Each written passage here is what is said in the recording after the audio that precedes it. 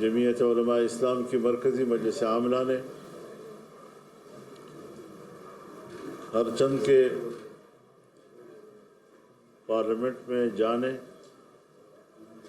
اور تحفظات کے ساتھ جانے کا فیصلہ کیا، لیکن اس صورتحال سے چاروں صوبوں میں جا کر صوبائی جو ہمارے جنرل کونسلز ہیں، مجالس عمومی ہیں، ان کو اعتماد میں لینا۔ چنانچہ ہمارا پہلا اجلاس صوبہ خیبر پختونخوا میں ہوا اور ابھی دوسرا اجلاس ہے یہاں کراچی میں ہو رہا ہے، اس کے بعد پھر پنجاب میں جائیں گے۔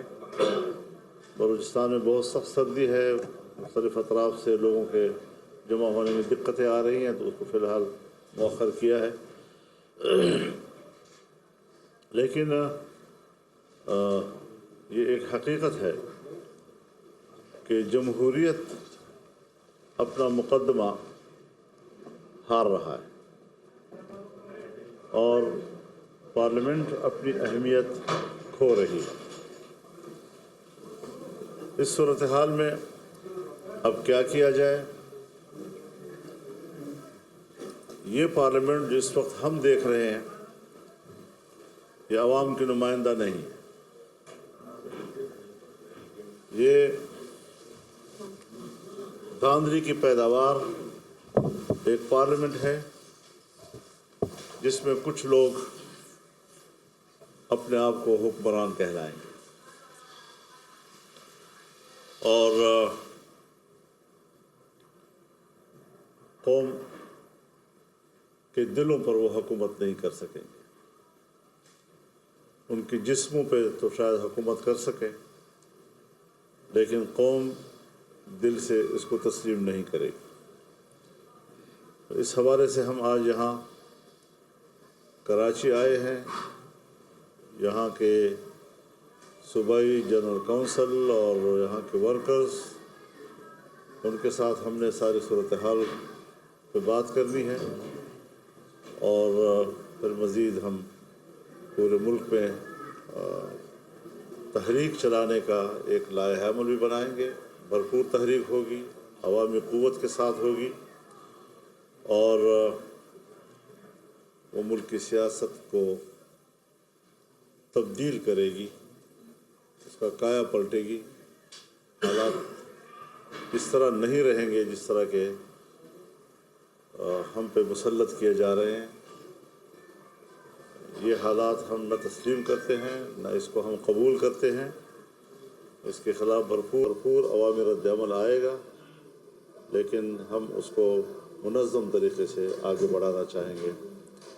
مزید اگر آپ حضرات کا کوئی سوال ہو تو نواز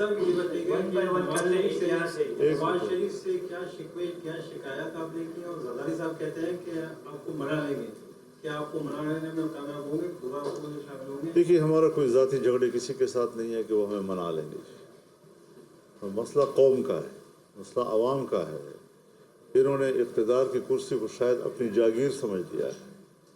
وہ سمجھتے ہیں ہم پوری اسمبلی جو ہے وہ پیسے کی طاقت پر خرید لیتے ہیں۔ چنانچہ سندھ اسمبلی خریدی گئی ہے، بلوچستان اسمبلی خریدی گئی ہے اور مختلف صوبوں میں انہوں نے جو پیسہ انویسٹ کیا ہے، پیسے کی بنیاد پر اگر ملک کی حکومت چلنی ہے اور اسمبلیاں خریدنی ہیں تو پھر ظاہر ہے کہ ہم تو فارغ ہیں۔ پی ٹی آئی کہہ رہی ہے کہ ملک کی بڑا گرینڈ الائنس بنانے جا رہے ہیں سندھ میں، جیسا کہ 4 جماعتی اتحاد ہے، جو جی ڈی اے اور جے یو ہے، تمام جماعتیں جو اس الیکشن میں دھاندلیوں کے خلاف متحرک ہے۔ کل رات آپ کی جی ڈی اے کے رہنماؤں سے ملاقات ہوئی ہے، کیا سندھ میں اس جو احتجاج جاری ہے اس کو مزید وسیع تر بنایا جائے گا اور گرینڈ الائنس جو بننے جا رہا ہے اس کے حوالے سے؟ دیکھیے، ابھی تک کسی گرینڈ الائنس کا کوئی اس وقت باضابطہ تجویز نہیں ہے۔ رات کو بھی ہمارے ایک دوست نے گھر کے کھانے پہ سب کو بلایا تھا، ملاقات ہوئی سب کے ساتھ، بڑی اچھی ملاقات رہی۔ تو یہ ملاقاتیں ہونی چاہیے، اس میں مذاکرہ ہوتا ہے، اس میں ڈیبیٹس ہوتی ہیں، حالات کو سمجھا جاتا ہے اور یہ ہمیں اندازہ لگانا ضروری ہے کہ ہم आइन और कानून के हदूद में रहते हुए अपना हक़ इजहार राय इस्तेमाल करें।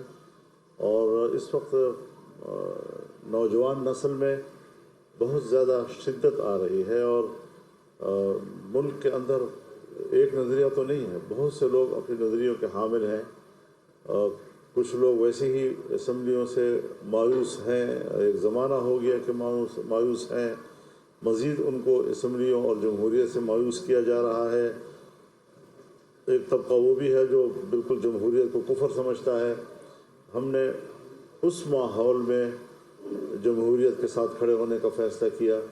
हमने आइन और कानून की रोशनी में जमहूरियत की तशरीह की और लोगों को उसकी तरफ आमादा किया।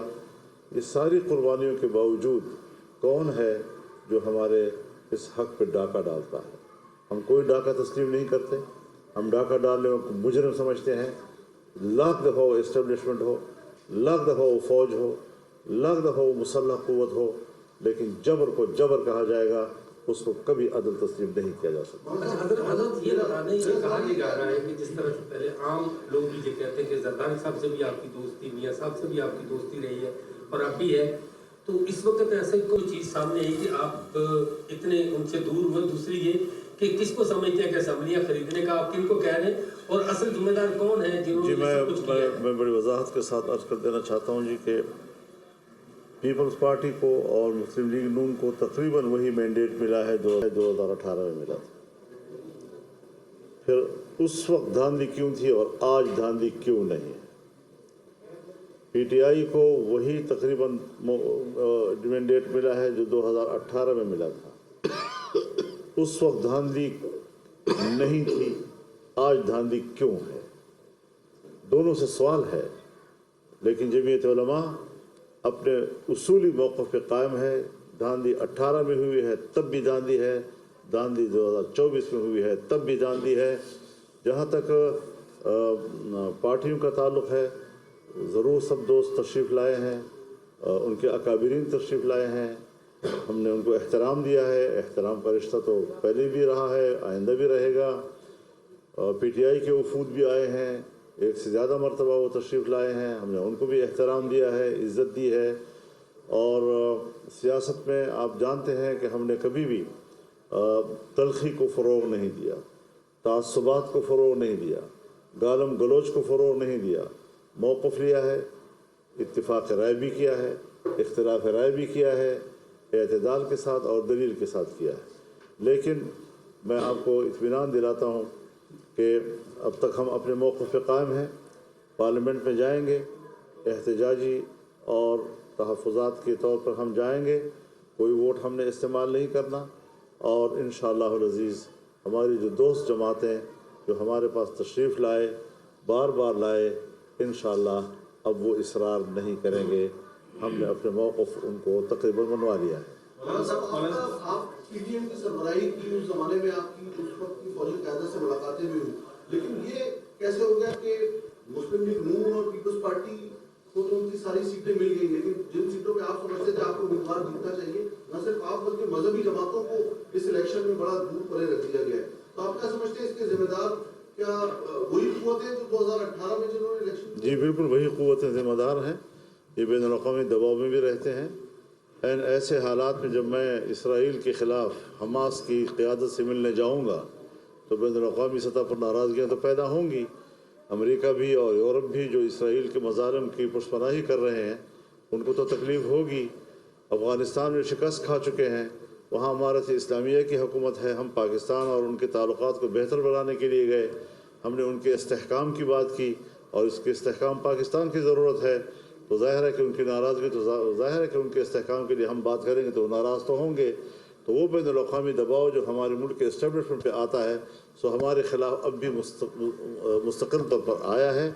और यहाँ पर भी जिन लोगों को ये ख़तरा था कि शायद फज़लुर रहमान आने वाले वक्त में हमारे मुक़ाबले में सदारती उम्मीदवार बन सकेगा, उन्होंने भी अपनी तिजोरियाँ खोली।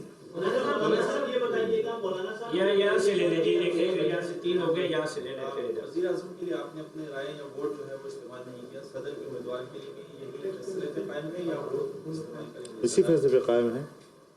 महमूद खान साहब मेरे पास आए थे, लेकिन चूंकि उन्होंने हमसे पहले इब्तिदाई मशवरा नहीं किया था, अगर वो पहले मशवरा कर लेते तो शायद हम एक अच्छी स्ट्रेटजी हम बना सकते, लेकिन वो फैसला कर चुके हैं तो पार्टी का मौक़िफ़ तो अभी तक वही है।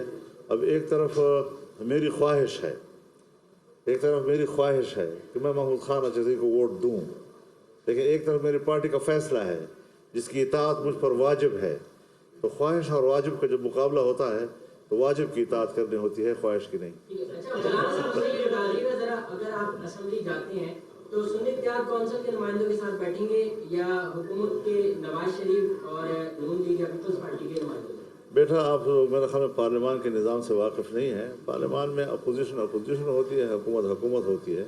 हम अपोजिशन बेंच पे बैठे हैं, वो जहाँ भी होंगी तो जिस्म से तो मेरी कोई लड़ाई